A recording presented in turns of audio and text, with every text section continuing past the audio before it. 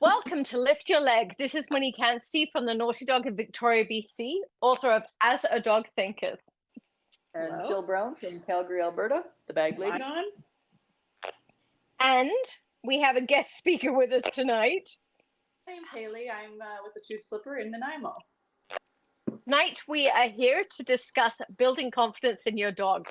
And unfortunately, as you can hear, we have some technical issues. Building confidence in dogs, guys.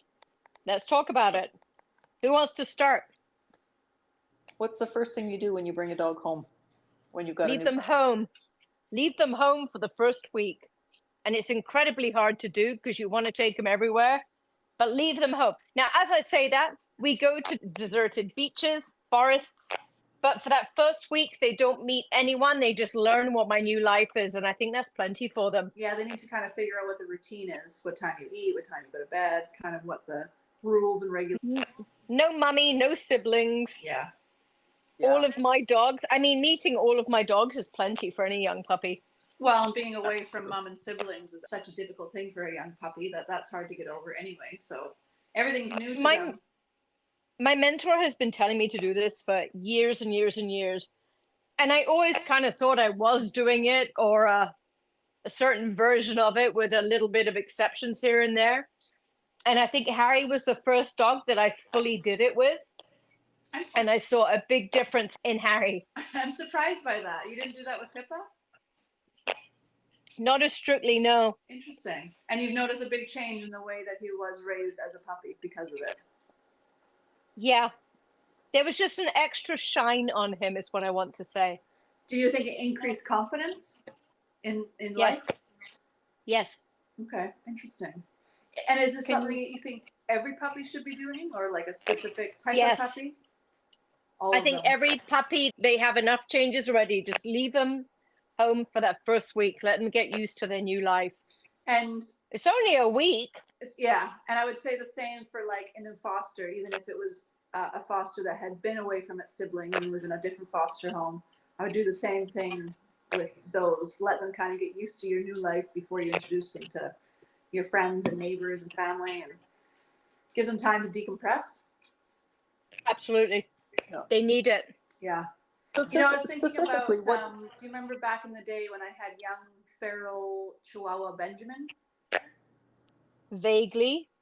Little black and white Benjamin. Oh, I had one, didn't I? Yeah. I had one from that same litter. Yes. I don't remember what yours names was, but it was one of the first fosters I had. We had a competition to see who could raise the best puppy. Yes. I think I won, personally, but I'm not sure what the actual verdict was. I won, but nice try. But I remember the first week, I remember bringing him home and I could hardly touch him. And I was like, I don't know what I'm doing. The first week you told me, just let him get used to your life. And then by the second week, I remember you rigged up, I had this big jacket on, and you rigged up a leash around my waist so that he couldn't fall through. And you shoved this biting Chihuahua in my jacket. And I was supposed to teach lessons with you with this Chihuahua that was very close to my face. And he just sat in there. And I remember thinking, like, he's just seeing the world. And he got way more confident. And once he wanted to struggle to get out, then we let him out. But yeah, I remember wearing this biting Chihuahua in my jacket for like a week everywhere I went. They were all pretty feral. Because I remember thinking, like, I couldn't touch this thing. I just had him in a crate. I couldn't reach for him or anything.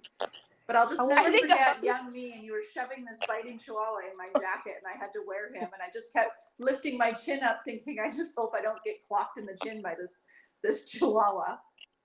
Okay, I hope I don't get clocked in the chin by this 2-pound, tiny little 5-week-old puppy. Hey, his teeth were like needles. Just to give perspective for everyone else here. He's living this lovely life. I now follow him Chihuahua. On social media, and he lives with a big pit bull, and he rules the roost, I think. And he's got gray hairs now, and he looks like he's just living his life. But it made me think, because you told me to give him a week, just live with him. And then by the second week, you were shoving him in my jacket, and I thought you were insane. I have a very fearful puppy. I wear them.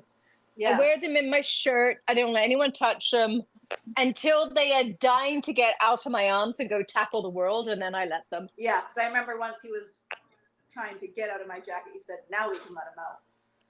And he was much more confident and much less bitey at that point.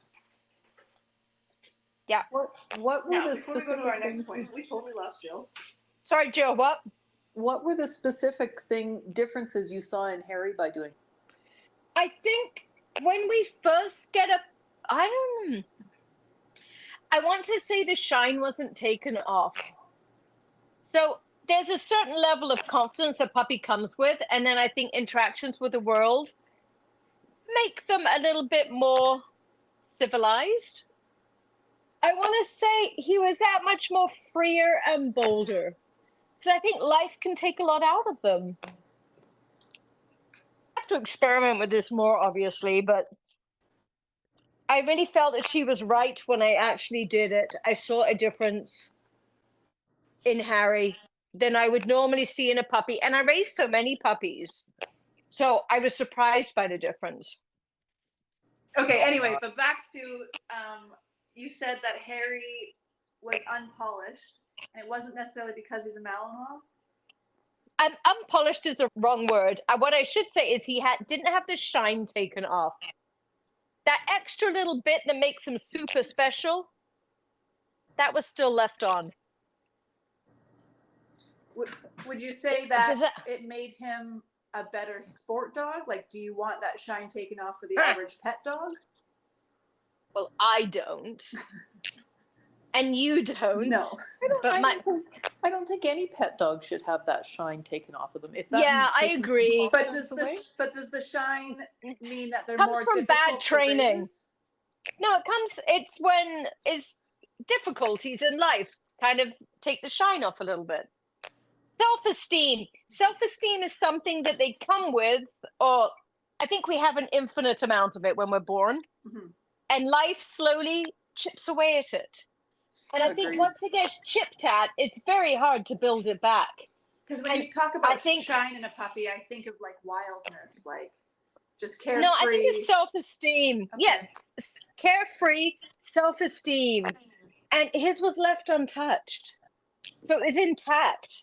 He didn't have life chipping away at it. Okay. Telling him he wasn't good enough. I think that's kind of what it was. He wasn't crushed or anything. No, I think he's uncrushable, but it's not that profound. It's that extra polish was left on. How about that? So I think you can still have a super special, excellent puppy and take them out the first week. So you think that by doing it, the unpolished or the more raw wildness of him was because you had a week where he got to settle into his new home? Yes. Okay, interesting. I wasn't just throwing difficulty after difficulty at him when he'd already gone through so much. Right. Right. It would be interesting to take two puppies and do like from the same litter. It would be, actually. I mean, it's still a little bit up in the air because puppies can be so different even in a litter. But I am curious about that now. Because, I mean, I think that the average person is taking their new puppy and doing all sorts with them right off the hop. I think everyone is. But I don't think most people are succeeding with their dogs. So it can't be that detrimental. It's not that detrimental, but it's that much more special if you don't do it. Right. I was going to say, I think you're not going to do any damage by keeping them home for a week. Right. Yeah, exactly. You could do damage if you overwhelmed them in that first week. That's a good way to put exactly. it. Okay. Interesting. Exactly. And this goes the same for fosters, regardless of whether or not they've been away from their siblings. It's anything that's new to them. Yeah. So they've had so much. Yeah, they've had so much thrown at them. Let them come and learn their new home first. Yeah. Let them learn you, your ways, your habits, your lifestyle before you throw too much at them. Like, who gives a shit if they get to know your neighbors or not? They need to learn who they're living with. You know, this reminds me, this is a weird segue, but I was a exchange student in Denmark many years ago. And the first foster family I went to, the dad was gone away for a week or two, and I was at home at this home that I'd never been to. I didn't speak the language, and the son was in and out. But it gave me time to decompress and get used to what their routines were. and I kind of settled in. I was able to kind of wake up when I needed and settle in. New food, new place, new language. The next foster family I went to was dragging me to grandparents and friends, and I went to parties, and it was so overwhelming and exhausting. Exactly. So I feel like I kind of understand what these puppies go through, because I really appreciated that first foster family. That piques Exactly. my anxiety. Just hearing you say that, it made my chest tighten. Yes, it was hard, and I couldn't understand what everyone was saying. It was tough. The second foster family really overwhelmed me. All in good intentions. They were just excited to show me their country and their friends. It was in very good intentions, but I was exhausted. Yeah. And now imagine in the case of being a puppy that everyone wants to grope you and touch you. I can't. I think I'd have a meltdown. I want that nasty chihuahua in my coat so nobody wants to come near me. Little Benjamin.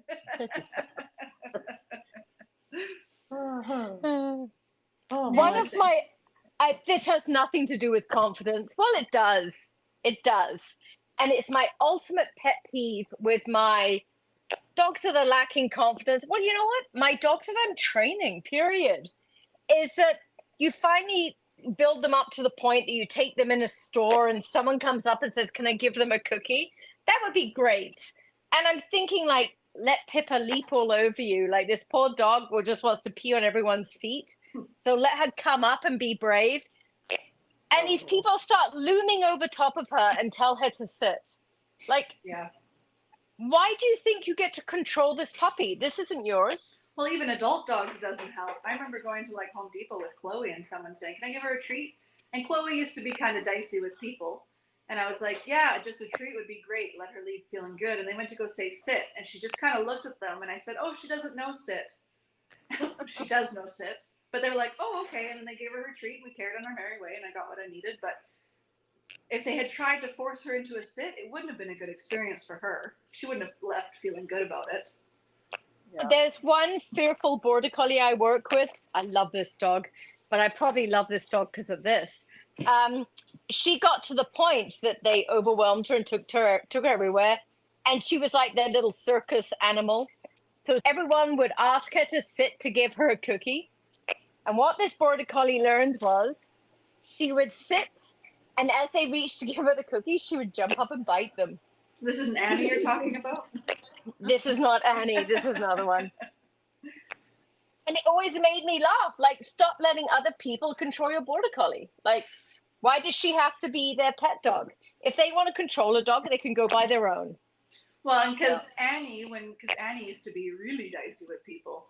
And I remember we were teaching her to jump on people so that they couldn't control her. They couldn't loom over her. And I remember you saying, you're going to appreciate this when you only have to apologize for muddy paw prints and not a bite. Yep. And she felt way better about herself. She could jump up on people, get her treat. It's like she felt like she could control the situation and people weren't looming over her and making her feel like, go away, go away, go away. Yeah. I've just started telling people if they say, can I pet your dog? I'm like, sure, but they're going to jump all over you and I'm not doing anything about it. Do you actually say that? I do. And does anyone say, I don't want to deal with that then? Well, that's fine. If they don't want to, then they can walk away. Some of them will say, okay, no thanks. Oh, okay. Interesting. But if they don't mind the dogs jumping on them, then fair enough. Then they can go say hi. Yeah. That's a good way to deal with it, I think. Because you're honest, and if you want to deal with it, then it's good for your dogs to have that experience. If you don't mind them jumping on you, they can come say hi. Yeah. Yep. Yeah, stop controlling our dogs. Just give them treats and make them feel good. Oh, now, there's certain dogs that need to jump.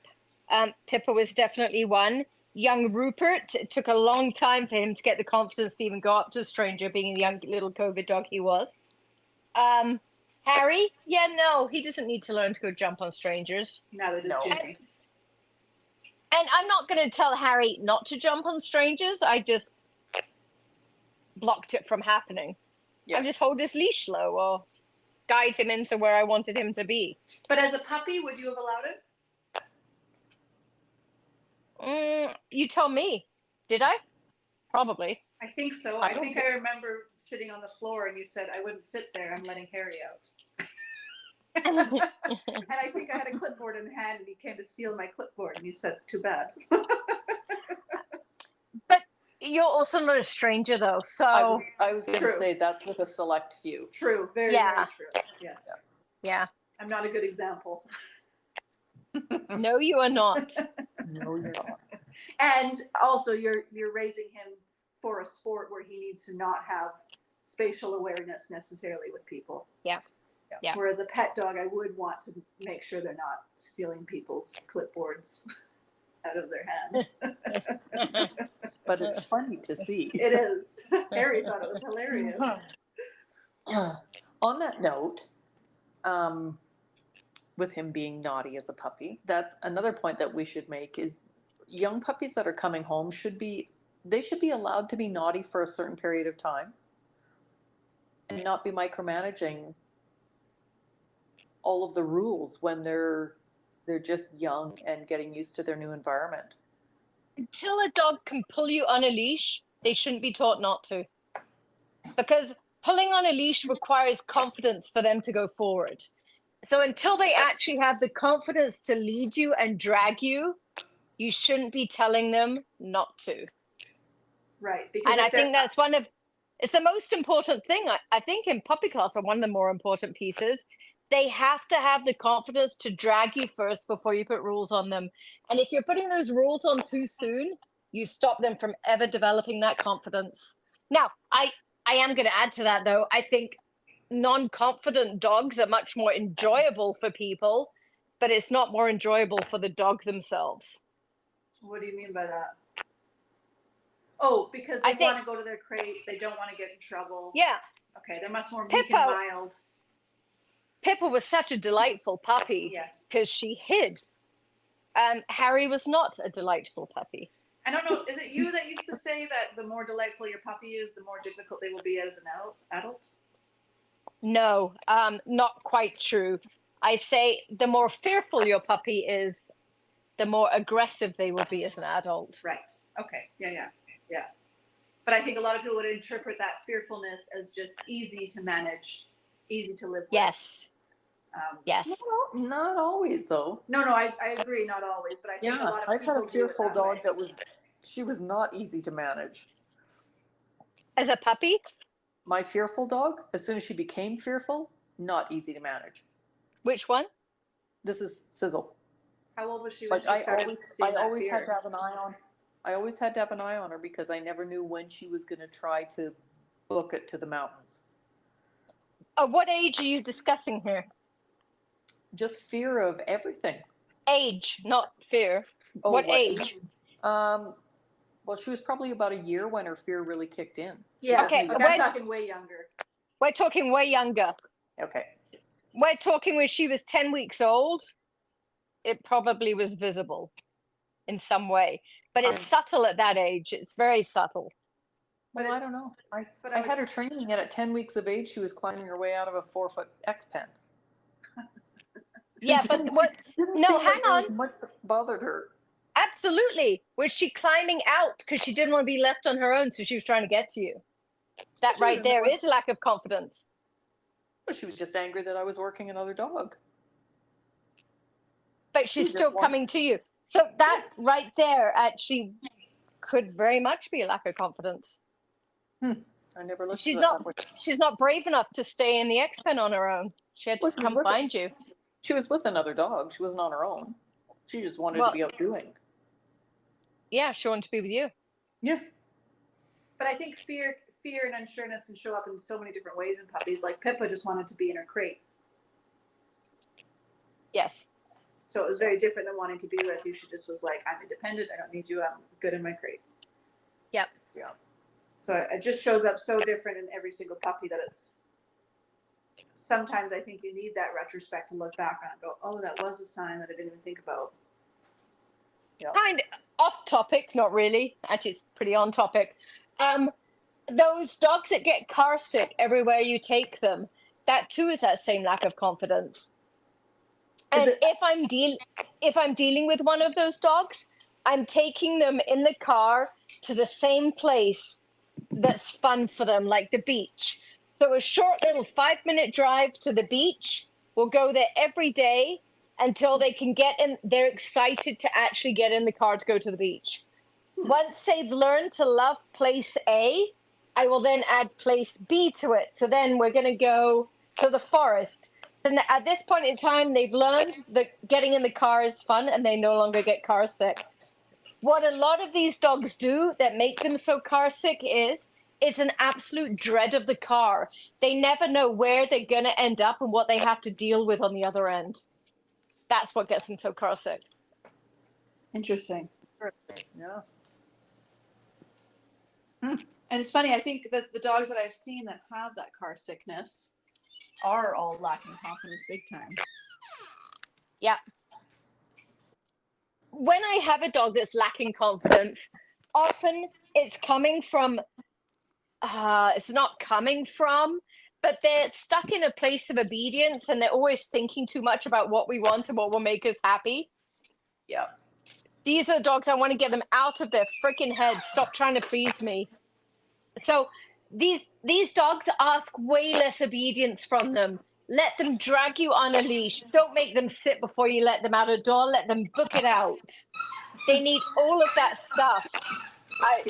Jimmy has joined the conversation now. That was Sizzle in her ball. Okay. I was going to say, if your puppies are getting to be too, so this might not be in the same confidence thing. This is more along not micromanaging them and letting them be naughty in order to build some confidence. But if they are getting to be too much, rather than harping at them and getting on them for rules and making them stop what they're doing, just put them away. Oftentimes when they get to that naughty stage where you've really had enough with them, they're just overtired and they need some time in their kennel. Thank you. Puppies have to nap. Just like kids. Like if they get overtired, they get so naughty. Yep. Put them in a crate. But we shouldn't be talking about puppies. We should be talking about confidence. Yeah, but that is a confidence thing, because if you let them kind of get into that state of being naughty, it's not going to increase their confidence, because they're going to leave those situations feeling pretty not confident. All right, I've been overridden. Yes, I used to call it like a witching hour, like a certain time at night. I was like, okay, I'd have a foster puppy, like, you need to go away, because we're not going to make any headway on anything. There's no good experiences happening now. Like, you just need to go to bed. Yeah, and rather than starting to work on settle or go to your place or that kind of stuff that squishes all sorts of confidence, just put them away. Give them a nap. Yeah. Won't we just get rid of go to your place? No, because I do think like it it for some things. But I'm starting to think it should be a banned thing. Bans don't work. I do use it, like if someone unexpectedly knocks at my door, I can send my dog, like, go on your bed or place or whatever the command is going to be. But I do like having that option. So I think it can be useful, but I'm not putting my dogs on it for hours on end. I just put mine in the bedroom. That's fair. There's their place. But my bedroom's further away than my door. Sometimes it's easier. What's that? Sometimes it's easier just on your bed while I go deal with the door. Well, sometimes. And then you've got a dog behind you where the people at the door are like, I don't want to come in. No, because my dog's on my bed because I've taught it. But if then, like, say, oh, come in and let's have coffee or whatever, then I'll put my dog away, because I'm not going to make them sit on place while we have coffee together. You actually have people in your house for coffee? No. Yeah, I was going to say. The people that I would have in for coffee would be like you or Jill or Courtney, and then I'd be like, whatever, my dog. But I'm just saying, if I were to have people in my house, it would be those kinds of people, and then I wouldn't put my dogs away, because you guys know my dogs. I just had to point out that this was a totally false scenario, because you never have people in your house. That's untrue. Sometimes Steele has people over, and then my dogs go away. Next topic, guys. Not on your bed, they go away. Exactly, that's what we were saying. Busted, Hayley. Just because I'm a recluse doesn't mean to tell the world about it. Goodness. All right, what's next? Good, because Let them take risks. Let them take risks as long as there's no true danger involved. Harry says everything has danger involved. Yeah, and well, if it doesn't, it's not a risk. Exactly. Harry doesn't mind jumping off of cliffs, but that might be pushing it a little bit for most dogs. I feel like the average person isn't raising a Harry, so it's a moot point. Exactly. I'm Harry talking with the like, shine still on. I'm talking like let them go slogging through a muddy area that they get up to their chest in, and we start to panic thinking that they're going to drown, but they can figure out how to get themselves out. Mm-hmm. Well, especially Stuff if you like have your that eyes on them, you know they're not going to drown, and you can step in if that starts to happen. Absolutely. But let them struggle and succeed on their own, and that they're typically just so proud of themselves when they get out of a bad situation. I love seeing how proud dogs can be when they put themselves in a difficult situation and they have to work it out. I think that might be one of my favorite things to see in dogs. When I was on the island last time, one of the last walks that Monique and I did, Prada went missing down by the water. And we could hear her through the bushes, but I couldn't tell where she was, and I could hear her yipping, and I thought she was stuck in something. And then I saw the bushes moving, and she was just like bushwhacking through the thickest of brush because she wanted to get back to us. But I could hear her. I knew she wasn't in trouble. As long as I could hear her, I knew it wasn't an issue. And she was so very proud when she got back to me. It's when it goes silent that I would start to worry. But yeah, let them figure it out. Let them struggle and get out of their own problems. I hike this little pug a lot named Maggie. And I often have people ask me, how do you get a pug to go on all these long like hikes? And we're up in the bush. And I mean, a low hanging brush that I walk through is a giant for a pug. And honestly, my answer is usually I just let her figure it out. If she's really stuck and obviously can't get through it, I help her. But I often will leave her as she's trying to figure out how to get over a log. And so long as I have her within eyesight, I keep walking. And she 9 times out of 10 figures it out and comes running. She's so excited, comes flying at me. And she's turned into this wonderful adventure pug on these hikes because she knows she can conquer these difficult moments. She's a cool little pug. But I think it's kind of been built in her of this confidence of just go do it. I know you can do it. Yeah. I think an error people make is if their dog doesn't have confidence around a particular thing or is scared of a particular thing. And for lack of examples, I'm just going to come up with the idea of I worked with a dog that was scared of wind. So the first thought of people is to try and work on games to make the dog confident with wind. Don't. Never work with the fear itself. Remanufacture it in a different form, if that makes sense. Yes, I have an example that I think you dealt with. A dog was scared to walk on linoleum. And rather than deal with the linoleum, you took them to ice and just went hiking where you just walked across the ice and the dog was unsure but figured it out, went across it and got confidence there. And then doing different services like that brought the confidence for the new linoleum in their house. Okay. Back to my wind one. We did that. There was a dog in Building Bravery that had an issue with wind. So we ended up throwing cheese balls at the dogs. And then we ended up with straws. And from our straw, we would blow our cheese ball across towards the dog. And then we would actually suck the cheese ball onto our straw and then like shoot it at the dog's head like a pea. So we ended up with all these different ways that we were using air, but air that was being like puffed at the dog. Then from there, we went to leaf blowers and we started blowing cheese balls around. So we worked with air and then we worked with fairly intense air coming at the dogs, but never in the form of wind itself. And my theory with this is I can play with a straw blowing at a dog. And if I miscalculate how far I can push with that dog and I create a phobia towards straws with me blowing air at a dog, oh dear.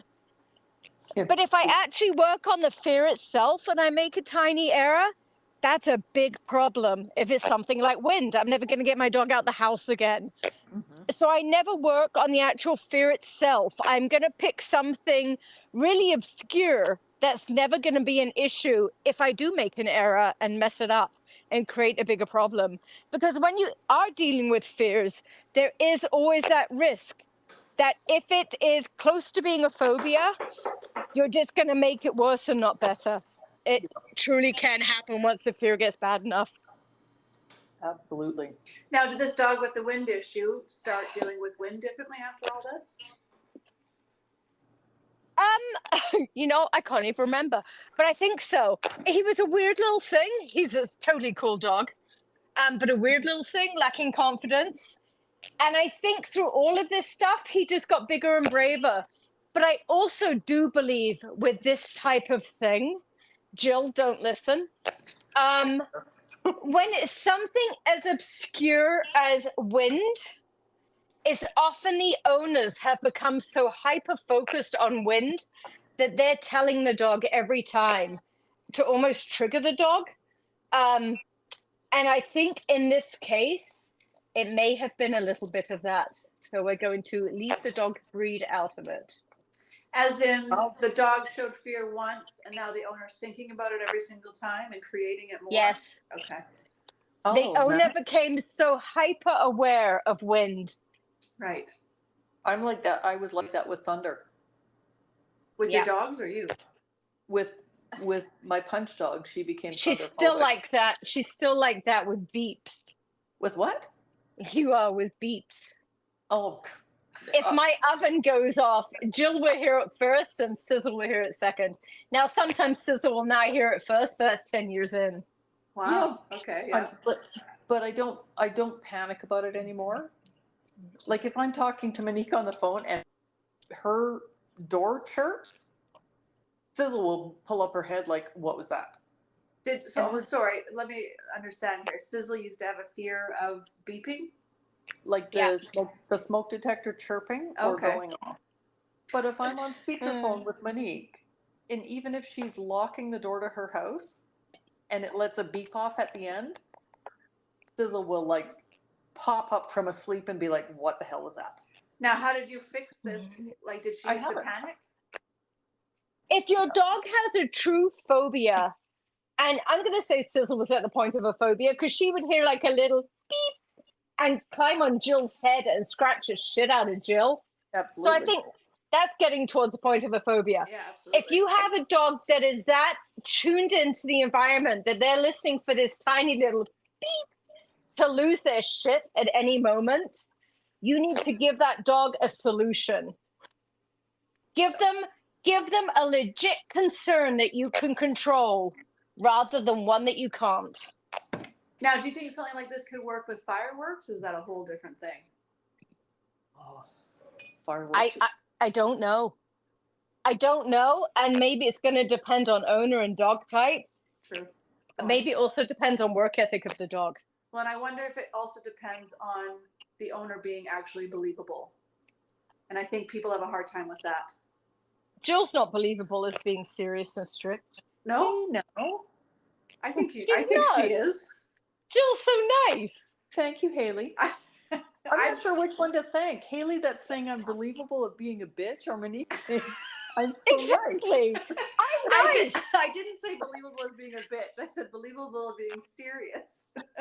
I think I know who I would thank for that one, and it wouldn't be Hayley. Okay, hold on. Back on topic, because I know a lot of people like this because it has to do with fireworks. Do you think you could have fixed Sizzle with the beep with slow introductions with food? Like people tend to do that with fireworks where they have it play on their computer and they have it definitely on a low not. level. Okay. No. So no, she tried that. A true phobia. She tried that. And it was nothing was working. Interesting. And let me say that when I lost Punch, who was the true phobic one about Thunder and the smoke detectors, Sizzle got 100% better because she didn't have anyone else that she was feeding off of. Oh, okay. Well, that makes sense. She's still a little worried about it, but she's nothing like she was when the other dog was here. That makes sense.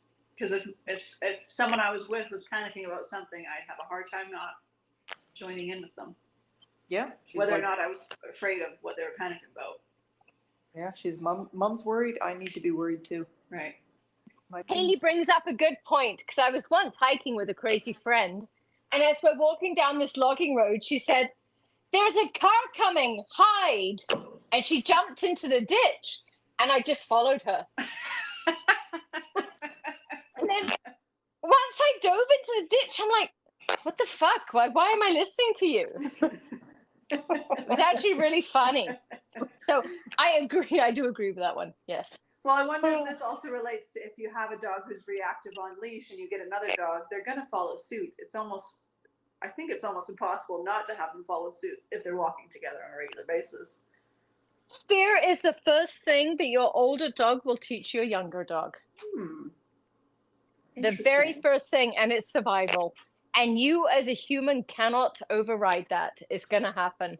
So if you have a very fearful dog and you're getting a new dog coming in, you need to make sure you are super careful about what you allow that older dog to teach the new one. Interesting. It's survival. Yeah, no, it totally makes sense. It's not something I've really thought about, to be honest. Yep. Either improve that one that's got all the fears before you bring another one in, or be ready to separate their interactions, like separate certain interactions. Yeah. Yep. And fear is also another kind of depressing one, because you put all this work into rebuilding fear, all these games, building bravery, all of this stuff. But as soon as you stop doing it, they revert back. That's the other depressing part of fear. It's always still in there. Yep, it won't hold. Your training won't hold once you stop doing it. But so long as you're doing it on a regular basis, it will hold. Your dog will improve. But when life happens, when you get a full-time job, when you have a baby, just as life takes you on its journey, and your dog's now 8, so you think you can back up a little bit, you'll see it all creep back. But I think as long as you not necessarily keep trying to fix it so much as maintain it.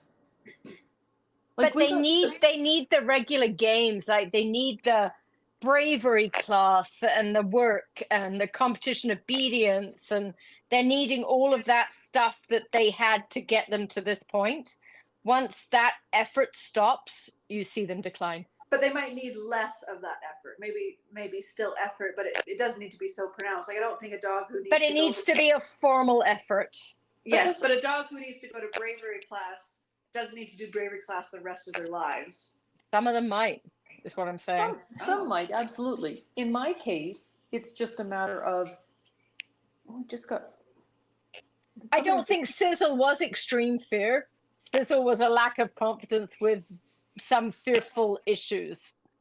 But the dogs that are truly, truly fearful, they will revert back once you stop. Hold on. You said it was a phobia for her, so I would say that is I think it was. But of a specific thing, no. Not of life. Oh, I see. Okay. But remember her in the seminar?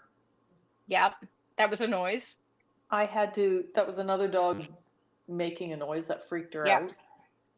But even in the off-leash walk on your property, she was terrified. There were so many things that she was terrified of. But now it's just a matter of me being aware of not feeding into her stuff. If she gets silly about something and I laugh. But Jill, don't hate me for saying this, Jill. I think Sizzle was a weird puppy that you didn't help. I don't hate you for saying that. I don't think that she was a weird puppy. I kept her because of her resilience. Yeah. I honestly don't know where it came from when it reared its head. When it reared its head, I didn't help. I will agree with that. Yeah. Was it because you weren't expecting it and it kind of came? It came completely out of left field, according to me. Monique says that there were signs that I missed, but I saw nothing until it hit me in the head.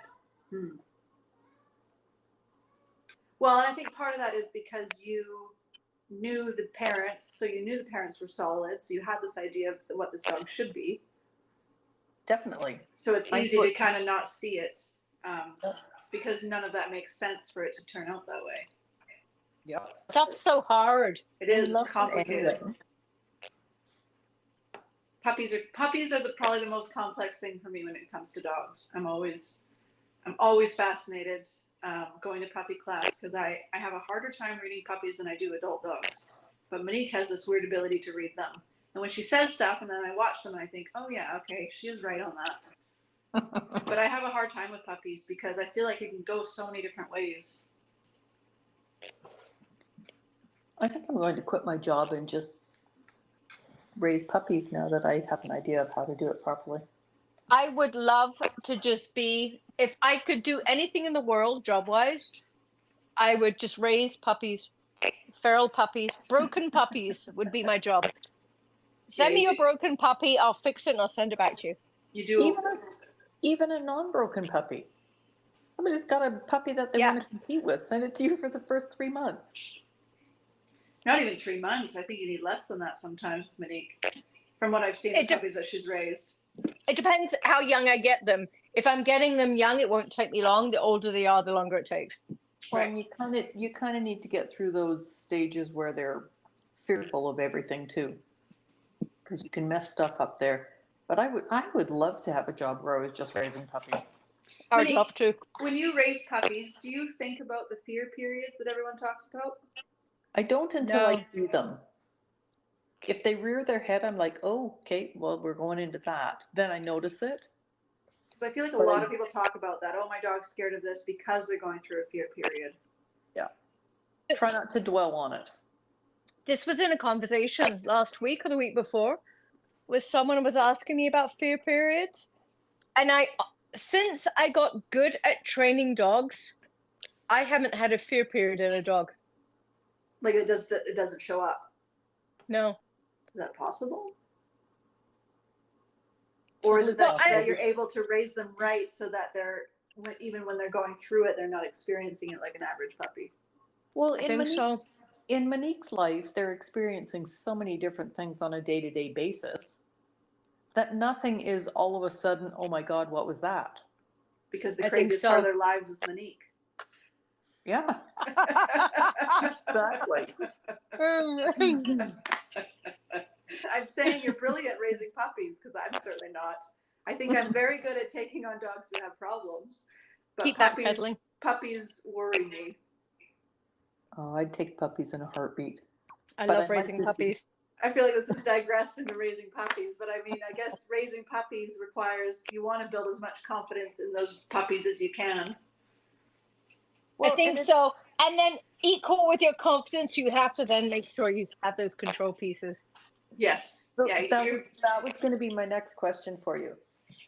When you've got these puppies that you're allowing to be a little bit naughty, a lot naughty, whatever. My idea of naughty and yours may differ. When they cross the line of those rules that need to be enforced, are you just making your point as a one-time stand? Like, this is not okay, we're done with it, this is Can you give an example, Jill? This is the rule. Yeah. Like, let's say a young puppy that's getting a little too mouthy. I think a better example would be like a young puppy who clamps down on you to bite you. Yes, or one that takes a chunk out of your nose or your crotch, as I had one. I had one that would run up behind me and come up between my legs, grab my crotch, and then run again. Which one was this? That I'm not going to say. Prada. Nobody will want one of her puppies. Prada. Okay, but the point still stands. What do you do then? Is that something that are you ending right then and there?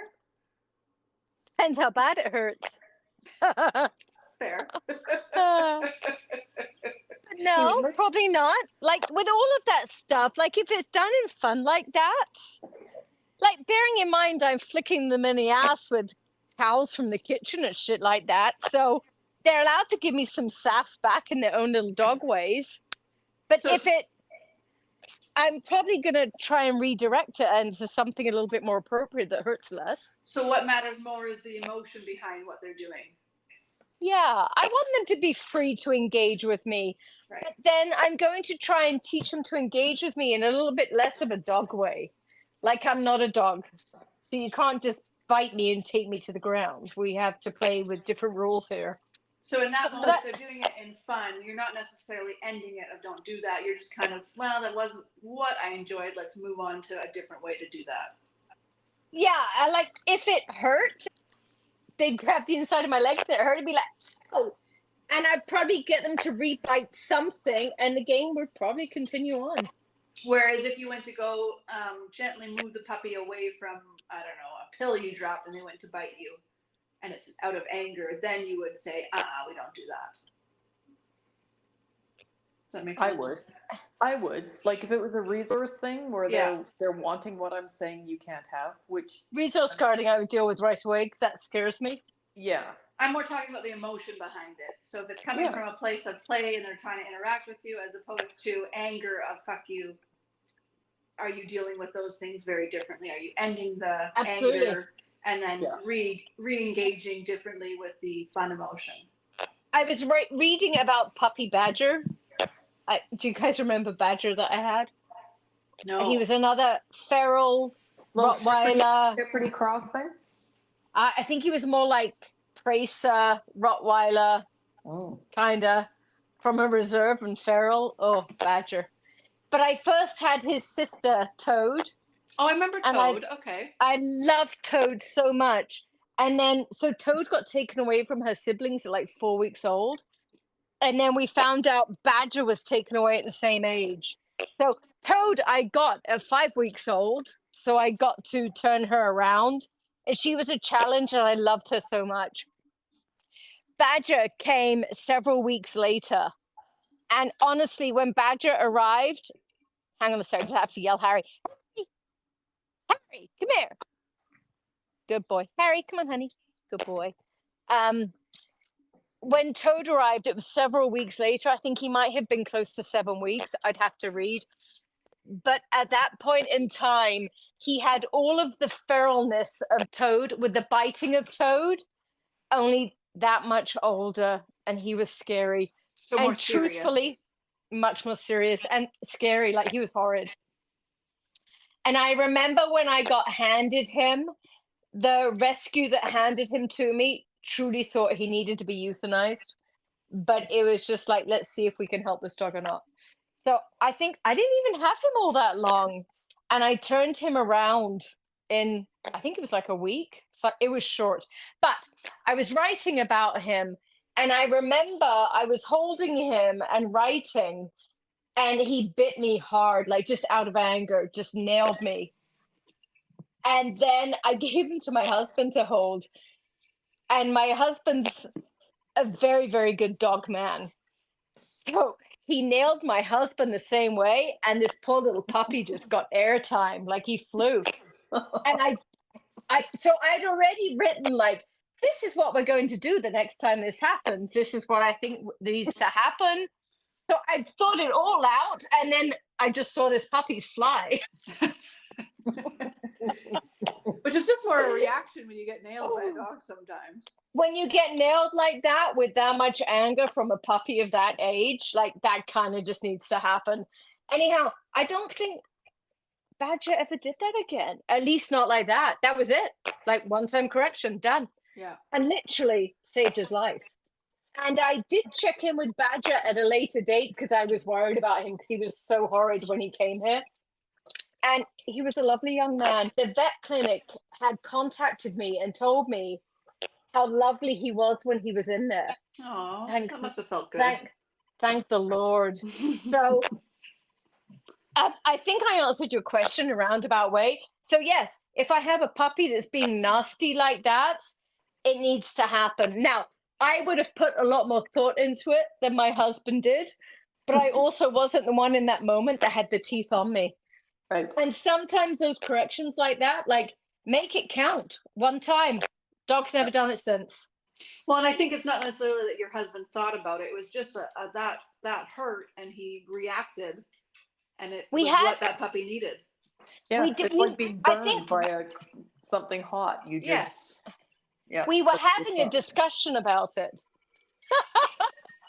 So it was being discussed as it happened. Like, what do you think we should do next time? So, like, it was all being discussed, and then it just happened from nowhere. He's like, how about if we do this next time? Mm-hmm.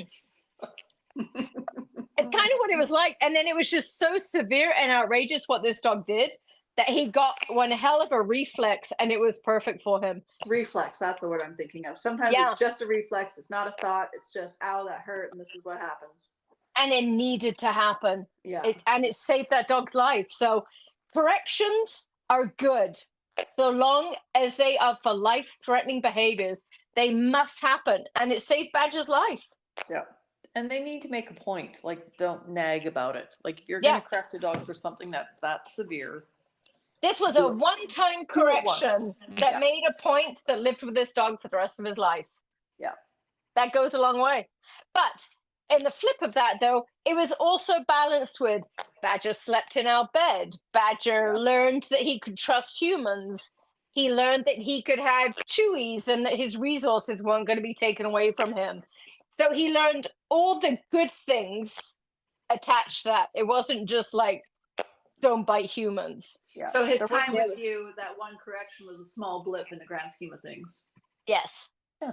It wasn't just a whole bunch of rules. He had. Yes. There were no rules except don't maim us. That's a fair rule. And then, in addition to that, he learned that these people are pretty cool and kind and fun, and they take me to these amazing places. And there's plenty of food, so I don't have to guard that. And there's other dogs here that will teach me.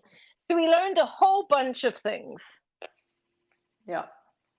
So I guess this whole point is that if you're letting your young puppy be bad in certain things, make sure that the emotion behind it isn't life-threatening, that the emotion is good and fun and engaging, and they might bite you a little too hard, but they're just trying to play, and maybe just redirect them in that moment. Yes. Versus them being evil and wanting to correct you in the case of Badger. Evil and angry and spiteful. Angry. Yeah. Spiteful. Spiteful is a much better word than evil, because very few babies are evil. Yes. all of Prada's stuff was it didn't have an angry. She was just treating me like a litter mate. No, I would disagree with you on Prada. It was just hurting. No, Prada wasn't being mean. She thought it was funny as hell. I'm going to disagree with you, though, on the littermate part. Every time Prada would get aroused, you would try and calm her down and soothe her, and you just made her angry. Like, she wanted to have fun and rip it up, and you're like, here, puppy, simmer down, be nice. And it wasn't until I met Prada from where she was at and, like, rumbled her onto her back and blew raspberries on her belly and threw her in the air, and she was like, oh, this is so much fun, and then she just settled. That was what Prada needed. I think that was the last battle I had with her, was when you got down and rolled around and wrestled with her. Yeah. So she was just this wild child that you didn't realize you had on your hands. Yes. Yeah. And then she was trying to calm her wild child down rather than getting wild with her wild child. Yeah. And as soon as she got wild with her wild child, that was it. They were off to the races. But I think sometimes we're always talking in a library voice to these little rambunctious, like, gym kids. Stop talking to them in a library voice. Meet them where they're at and go rough and tumble with them. Well, Jill wanted Prada to color in between the lines silently and hand her assignment in half an hour.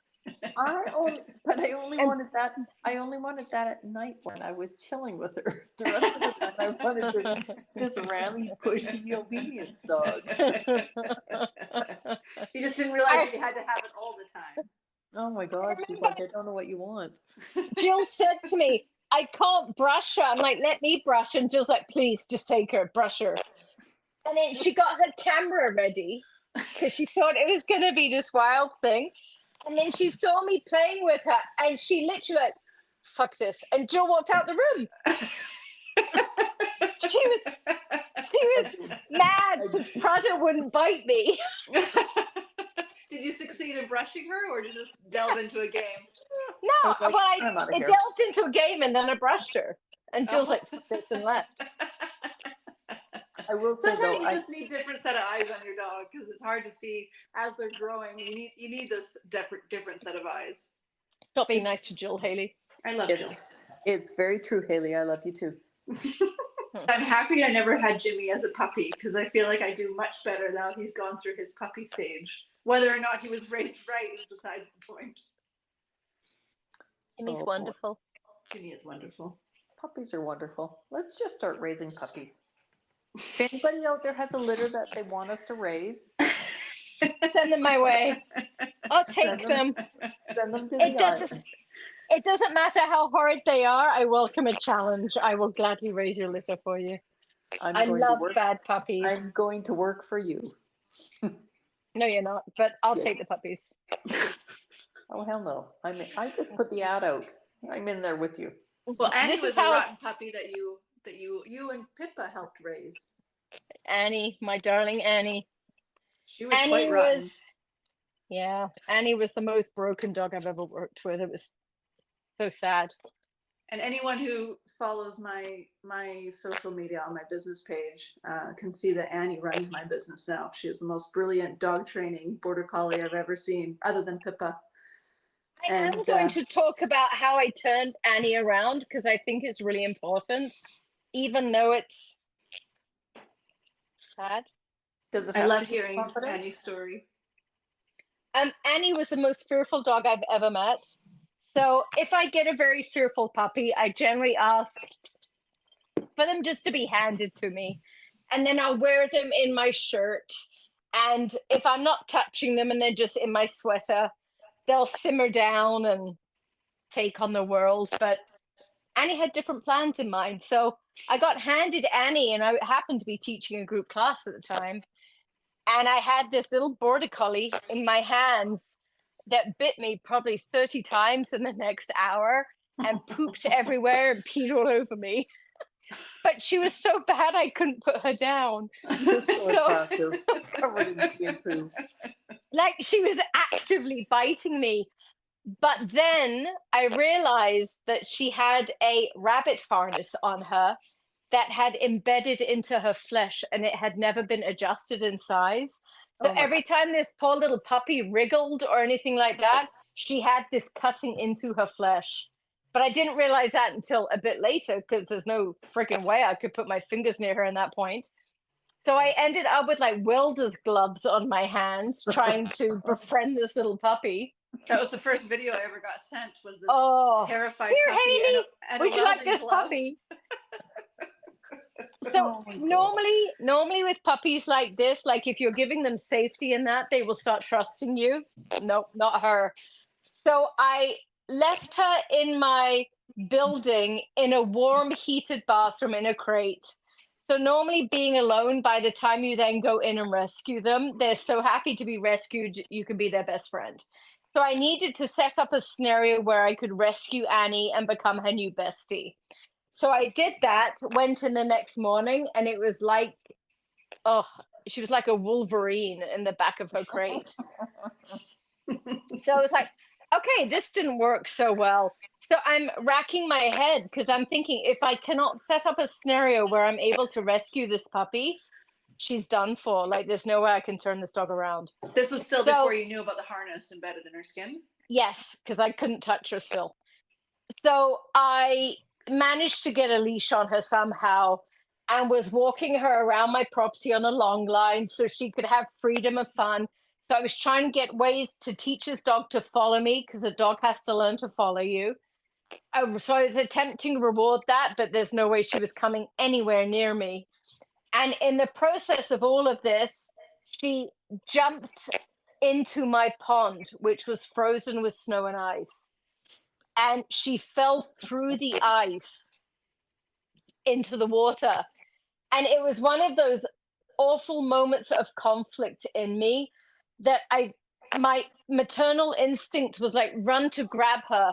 And it felt like I had a hand on my shoulder pulling me back saying, no, you have to let her have this, like learn this for a second or two. So I let her panic a little bit. I let her panic. But it was literally, I felt like I had a hand put on my shoulder pulling me back. So it was literally count 1,000, 2 1,000. And then I went to her and I made sure that she could clearly see it was me helping her. And I pulled her out and saved her. And then we were okay. That was it. Wow. I remember you That telling was me it. that. That was it until she went home. And I had to send her back to her home. And I begged for them to let me keep her. And they wouldn't let me keep her. And being a clever little border collie, she did not want to go. I made her go. And because I made her go, when they then sent her back after she'd bitten several more people and almost died several times, that dog would never trust me ever again. And that's why she came to me. That's how she became Hayley's, because Hayley was my apprentice. Annie no longer trusted me to let me help her learn in life.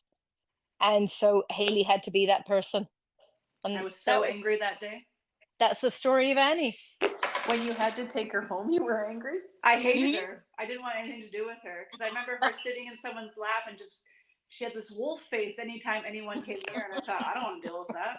And Monique said, you need to take her home. And I took her home and I couldn't get her out of the crate.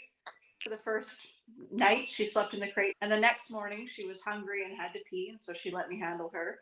And then we were kind of off to the races. Actually, one of my roommates picked her up one day and I saw him in the backyard with her in his arms, feeding her blueberries from the blueberry bush. And I thought, okay, maybe there is some hope for this horrid border collie. Oh my God. And now Annie runs a business in Nanaimo. Yeah. It was when I texted Monique once after having her, I texted Monique and said, I need your help. I don't know what to do about Annie. And Monique's response was, oh no, are we putting her down? Thinking something had gone wrong. And I said, no, I can't decide if I should keep her. And Monique said, oh, screw you. Yeah, keep her. And now she's the most, I don't know what I would do without her with my business. She is a brilliant sidekick, I would say. That's impressive. She's a cool dog. Poor little Annie. But that's what I love about puppies, though. You can take the most broken, damaged, abused puppy, and it doesn't matter how bad their experiences have been, you can get them through it as long as you're getting them young enough. You can do amazing things. There was another little puppy I had, and he came from, oh, where was the country? His name was Green Bean, and I think he was from Taiwan, I want to say. Somewhere like that. Yeah, Wondu was his name. What was it? Sorry? Wondu. He was another one. So I have a little video of him. They asked me to do a temperament test of him.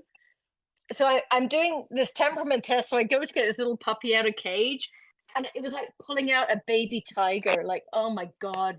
So I'm doing this temperament test with him, and I hold him to readjust him. And this thing like dives up to take a bite out of my face. I still have the video of it as he goes to do it. And I just kind of giggle as he does it. And he's another one. I think he was only about 10 weeks old when I got him.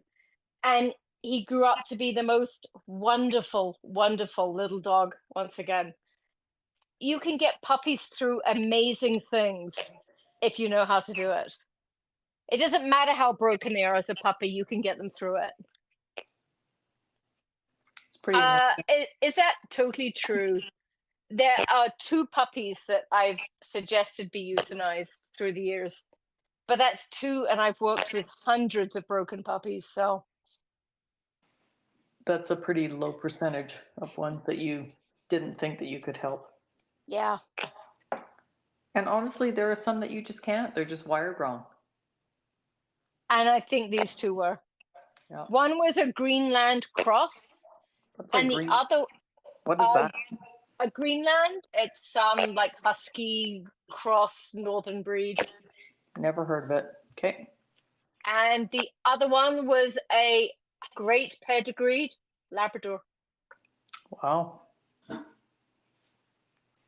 And from responsible breeder, raised correctly. Just not every puppy was meant to be in this world. And I remember I had made the suggestion, and she went to my vet to get the dog euthanized. And my vet's like, oh, okay, because you have this adorable little Labrador on your table, like 7 weeks old. And vet went to examine, listen to heart or something like that. And this dog just lit up and tried to attack him in the face. And he's like, okay, I see why he's here. Yeah, some are just, like I said, just wired wrong. Same as in people. Yeah. but they're few and far between. Thank God. Because This really has nobody has wants to have nothing to make that choice on a puppy. no heartbreaking. There's something else you want to throw in there? No, this has been a blast. This is the most fun I've had on a podcast. I kind of forgot we were in a podcast. I was just enjoying a conversation with you guys. Except we haven't discussed anything to do with building confidence. I don't think it Okay, matters. It's all been I think you just need to it's been change the broken label. puppies. I feel like I've learned something having this conversation, which means it's been a good conversation, I think. Okay, but wait. There's one big thing that we can do in confidence building with puppies that we didn't touch on. What? And You're that's going to be funny, aren't you? No, not. I know I'm always funny. Rupert. Let them win. In all sorts of things, like your tug games, your chase games, your tackle games. Let them win. That just builds their confidence and makes them feel stronger. You know, it's funny before I met Monique and I was young and I got Millie, my pit bull, everyone had told me that you can never let them win in tug because you never want them to feel like they can dominate you. And you definitely don't even want them to tug, period. Well, no, I was told to tug, but never let them win. It was a big thing. And I remember that was always pushed on me. So I never let Millie win. And then I met Monique and she was like, "You're such a meanie." And she gave me a toy with a zap strap on it. And she put the zap strap around my pinky and said, "Now play tug." Yep. And I couldn't win. And I remember that moment because Millie went from being this kind of meek and mild to like, whoa, I can actually win this game.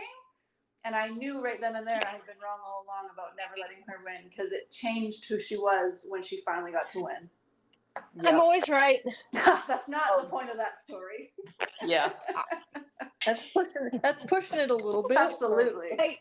As you were saying this, I was kind of giggling to myself because last week Harry got to pull David down a flight of stairs. And that's the same David's thing, puppy right? To build confidence. David's To build puppy confidence. too. You said that you had David's puppy tackling him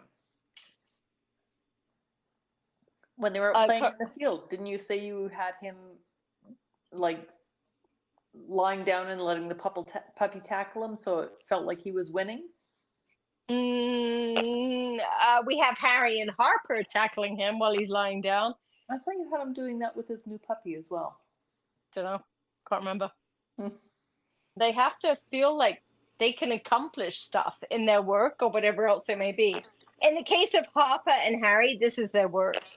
So yes, please don't do this with your normal dogs at home. Though, having said that, Mo Chihuahua would love to be able to drag Brian across the floor in tugging. And she'll try, I'm sure. She would try. Does. I think any dog though can benefit from winning a tug of war and increasing confidence. Whether if you're trying to build dog confidence, I think there are some overly confident dogs that winning isn't going to do them any good. Well, it's not going to do the owners any good. Winning always does good so long as you have control. Right. Yeah. Yes. Okay. I agree. If you're going to play tug, then out means let go now. Yes. Yes. And then it doesn't matter if you let them win because you know that you can end it if you need to. Yeah. It needs to be, out is not choo-choo release. It's like pop back of that toy with your mouth open with no re-chewing. And the toy doesn't move. If they will let go like that, then you have control and go ahead. Let them drag you down a staircase also. True. 100% That's okay. Yeah. Yeah. Yeah. Control is a big thing. The stronger the dog, the more control you must have. That's just the rule. Well, and the weaker the dog, the more control you have to have at the same time. Yeah. But weak dogs, there's not that much control. Like, don't be asking them to sit every time you open the door and let them outside. They're just going to barely walk out. And they're going to be looking over their shoulder for the boogeyman who's going to get them. Yeah. Let them run out the doorway. The weak dogs need to think that they have control. The strong dogs you need to have control over. Yes. Yeah. Well, all right, guys. This has been a blast. It's been fun. Thank you. Yeah. We apologize for all of the clicking on Spotify. All right. Ciao. See you next time. See you next Tuesday. Bye. Bye.